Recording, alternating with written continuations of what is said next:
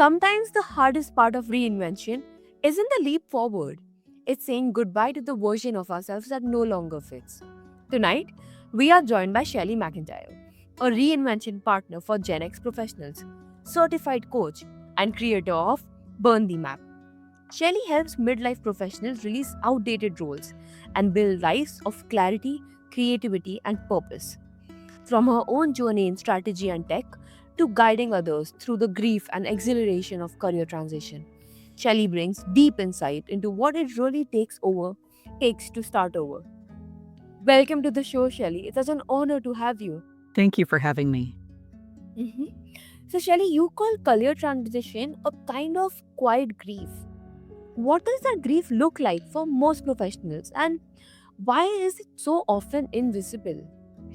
Yeah, when people transition their careers, and a lot of times they might choose to leave a job or they might get laid off from their job, they're expected to immediately turn around and start looking for the next thing and shake it off. But they've experienced a really profound loss on a number of fronts that can feel like grief. It can feel like losing a person or getting a divorce. And I don't think we talk about that enough.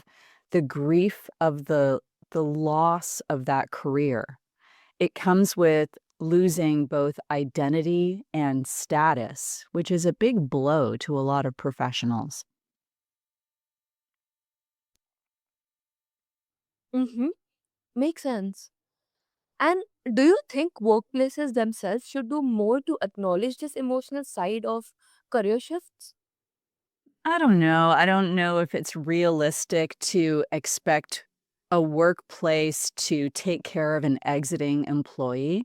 A lot of times when workplaces or companies make those decisions to let somebody go, they kind of wash their hands of them. So the burden of dealing with the grief lands squarely on the person who has left. And grief is a very personal journey. And when you leave a career, it could affect people in a lot of different ways. So, for example, I like to talk about self determination theory. And that's a really simple theory that says that you need three things to feel content in your life. You need a sense of competence or feeling good at what you do, autonomy, so having some agency and decision making over aspects of your life, and connection with other people. And if you see that kind of as a triangle with competence, autonomy, and connection at each of the points, you can imagine that a workplace gives us all of those things. Even if, the only thing that we're really making decisions about is what to wear to work or what time to show up or the report that we're in charge of, we have agency. We make decisions that where we can affect the work. We probably feel good at something when we're at work, and that's our sense of competence. And there's probably at least one person that we feel connected to on the job, and that's a sense of connection. So, if those are the pillars of what we need to feel content in our lives, and leaving a job takes all of them away, that's a really big impact on our day to day life and our sense of self. Mm-hmm. Yeah, that's powerful. Most of us think of career change as exciting, but you're pointing out the mourning that comes with letting go of an old identity. That's exactly right. And a lot of people, especially professionals, if they're in their mid or later careers, they get a lot of sense of self from the title and the status that they had at work. And when that title is taken away, they enter a period of reckoning where they have to figure out who they are under the corporate mask or under that layer of a title, which honestly was arbitrary to begin with. It was given to them by somebody else. It might mean one thing at one company and something very different at another company. but we tend to get attached to these things because they help us understand our place in the world and how to relate to other people. So, taking that away is a loss in itself, which I believe must be dealt with before trying to find the next job or figuring out what company you're going to build. Because if you don't figure out who you really are under all of it, you're going to take all of that baggage and all of those old expectations into the next job. Mm-hmm, absolutely. And you have said many people spend years climbing ladders they didn't build. So, what finally makes someone stop and question whether the ladder was even theirs? Yeah, that career ladder myth is very strong in the corporate culture. And people do get a lot of rewards by climbing a ladder. And and I think a lot of times people have a growing awareness in a corporate environment that it's not really structured to support them and their career development. So they might see some weird reorgs happening within a company, or an ineffective manager gets promoted and nobody really understands why, or the company is very clearly making decisions to benefit, the shareholders rather than its own employees. And these realizations for a worker at a company can feel really devastating. It can feel like a betrayal, like suddenly you see your parent as more human than you would like. And when that happens, that disillusionment can kind of open people's eyes to what the corporations really care about, which is their own bottom lines. And that leads somebody to go, "Wait, what was this all for? And why have I spent so many years climbing this ladder only to realize that it was run by a bunch of people who didn't know what they were doing?" And that can be a tough realization for people and cause some folks to wonder if they should exit the corporate world altogether. Mm-hmm. Yes, 100%. So, is there a way to recognize that moment earlier, like before burnout forces the issue? Yeah, I think this is something that younger people are doing very well. I'm from the Gen X generation, and most of my clients are Gen X, and we all grew up with this very strong work ethic and part of this hustle culture, and we grew up tying our productivity to our worthiness. And I see that, millennials and Gen Z in the workforce really understanding at a more cellular level what the corporations are all about. And I think that Gen X can really learn from the younger generations and look at how they are job hopping faster. They are, establishing better work boundaries, and they're taking all of their vacations, and they're looking at their work relationships as more transactional. And I think that is a healthy thing to do. I also think it's challenging for Gen Xers because we bought into this idea that your company is your family. And we got a lot of social connections there when we were younger. So seeing it more as a cold business relationship can be tough for a lot of people. But I think that is what will help the transition later. I love that framing. Like, so many listeners may be asking themselves if they're climbing for themselves or for someone else. Yeah, that's right. And a lot of times this leads to some deep personal work. Like if you're climbing that ladder for somebody else, who is that someone else? Like, is it Is it you trying to prove to an old teacher that you're better than they thought you were? Is it you trying to compete with a parent to be better than your parent? I think once people do some of that deeper work and strip back the layers under their ambition, they might discover that it wasn't for them to begin with. And once they figure that out, then they have some really exciting choices about what they want to do next for themselves. Mm-hmm. Yes, definitely. And reinvention sounds liberating, but it's also messy. What are the first practical steps you suggest when someone wants to shift out of corporate life but feels paralyzed? Yeah,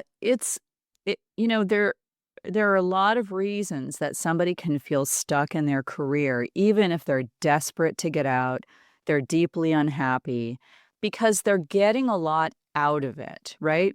When we talked about this triangle of competence, autonomy, and connection, that's where I would look first. So we wanna set you up, like, if you're thinking about leaving your job or leaving the corporate world, how can we set you up on the outside so that you're not experiencing this devastating loss when you leave the job? And one of the ways to do that is to look at your life outside of work and figure out where you can boost your sense of competence, autonomy, and connection. Because if you feel like you're developing a skill outside of work that is allowing you to feel competent at something, even if it's tennis or mahjong or you're volunteering on something new and you're learning, if you start developing that sense of competence outside, it won't feel as like a big loss when you leave the job. And that's the same with autonomy. Can you make decisions, I don't know, like redecorate a room in your house or um, start a new group on the outside, start a book club, have some agency so that, again, you are not suddenly losing that sense of control that you had at work. And the loss of work connections is really profoundly emotional for a lot of people. They they have all these work friends and they think that they're gonna stay in touch with the work friends after they leave their job, and a lot of people are very disappointed to find out that no one's calling, and that can feel like multiple divorces all at once. So if you're gonna get ready to go, don't assume that all these people are gonna stick around. You must bolster your connections and your friendships outside of work so that you have a soft landing pad when you leave, and that transition will be much easier. Mm-hmm. Yes, absolutely. And what mistakes do you see people making? Why they rush the process? Yeah, some of them, well, I wouldn't necessarily call them mistakes because people, they're all just trying their best.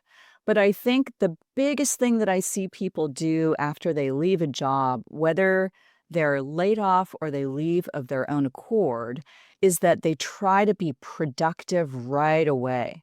They try to jump in with an immediate job search. They try to network and do all these things that are very cognitively taxing. And that can sort of work at the beginning, but if they don't have clear ideas about what they want for themselves next, it's not going to be productive or helpful. So so I would say like remember that you're going to be entering a grieving period.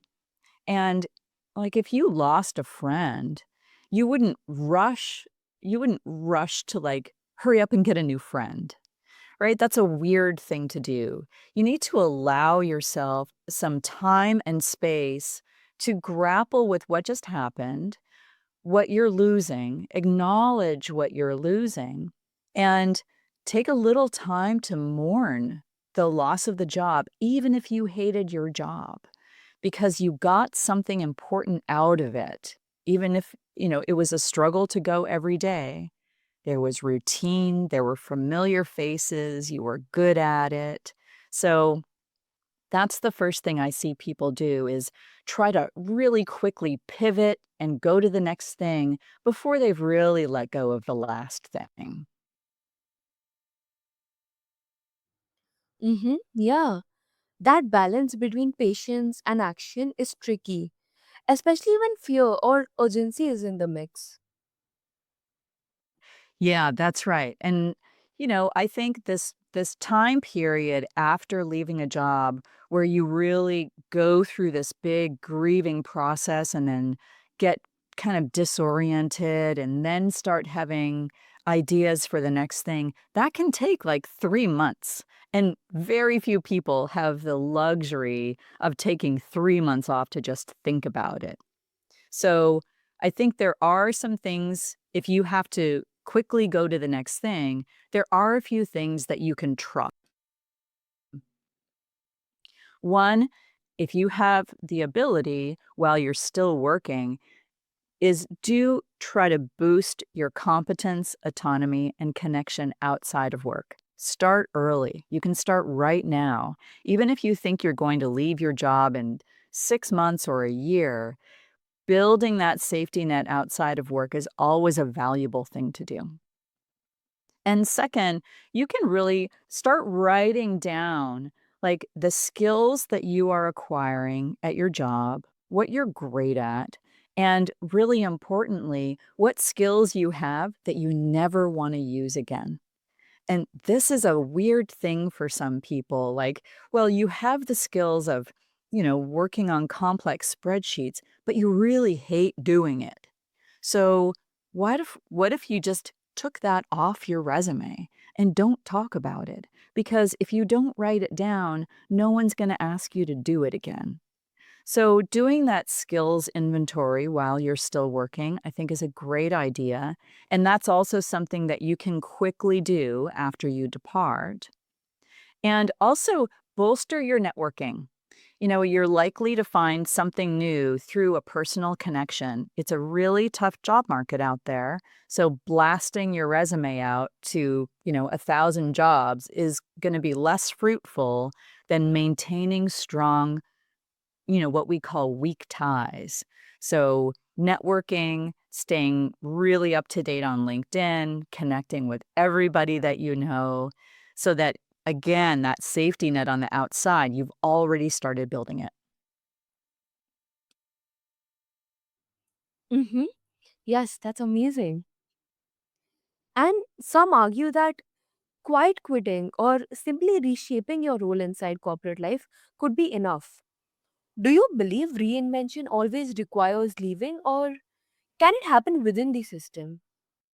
I think it can happen within the system. And again, it just means that your life outside of work must be more compelling and interesting than your life inside of work. If you're going to quiet quit and sit there, um, first of all, somebody might notice and not enjoy a lessened performance. So your performance still has to be, good enough to keep your job.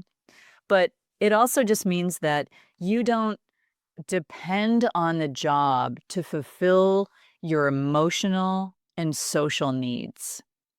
So, if you got stuff on the outside that is going to fulfill your basic needs as a person and keep you excited about being around, then sure, maybe you can just go punch the clock for 8 hours a day and then get back to your real life on the outside.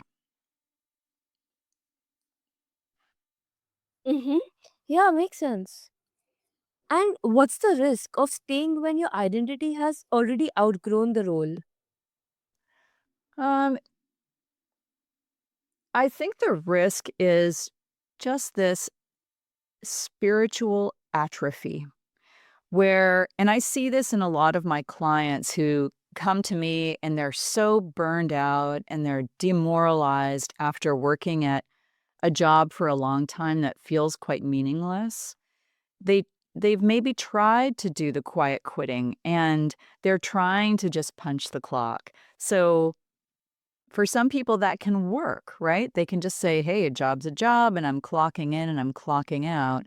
But if you feel like there's something inside of you that is budding and trying to bloom, maybe you don't see yourself as a vice president of marketing anymore, or you don't relate to yourself as a program manager. It's just feeling like it's an outdated version of you and there's somebody inside. Maybe it's an artist or a writer or a carpenter or somebody who wants to work with their hands. If that person is itching to be expressed, we need to give it some attention because if we don't give that part of us some attention, then life is going to feel really difficult. So, can you acknowledge that there's somebody inside, some part of you that wants to wants to get some attention? And what could you do to give that some attention so that you just don't start getting bitter and tired because that that frustrated version of you doesn't stay contained to you, right? You affect everybody around you. So, how can you get connected with the creative person inside of you so that everybody around you finds you a more pleasant person to be around? Yeah, that's such a sharp contrast. Like, you're challenging the idea that small tweaks are enough already. Yeah, small tweaks can be enough until you're over it. And some people, especially Gen Xers, as they have advanced in their careers, some people get to the point where they're just done. They cannot play the politics game anymore. They are frustrated with their management. They're they can see through the veil of, the corporate values, and they understand really how they are valued in the corporation, which is not much. So, for those folks, they might need to do something more dramatic. But I'm still saying that you can boost the life outside of work, create that safety net so you don't have to blow it up all at once. Mm-hmm. Yeah. And there's also that belief that career is just a paycheck and identity should come from outside of work. How do you respond to people who say reinvention might be overrated? That maybe we don't need to tie meaning to our jobs at all. Um, I think that's really hard because we spend so much time at these jobs. Um, I I do think there are people, and I know a lot of people who, have more blue collar jobs or really see their jobs as very transactional. And they're just excited to get home to their families at the end of the night or get back on their bicycles or do whatever they do. But I think for a lot of people, we get a lot of cognitive juice and we get this sense of agency from our work. And if our work feels meaningless, that's just going to chip away at our sense of self. So I do think it's important to have something that you're doing as a profession that gives you a sense of meaning and purpose. And if you're in a career for many decades where you don't get that, it can feel a little dull.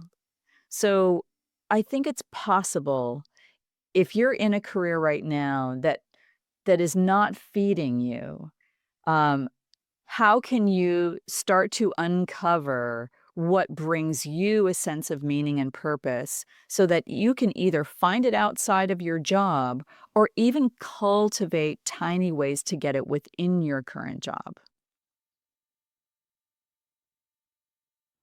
Mhm. That's an important nuance. Not everyone will want to burn the map, but we all have to decide how much of ourselves we give to work.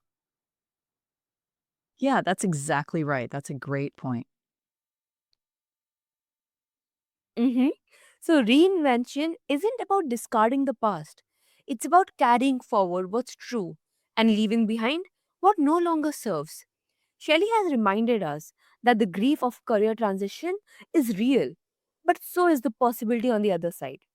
If you have been climbing a ladder that doesn't feel like yours, maybe it's time to pause, look down, and ask where you actually want to go.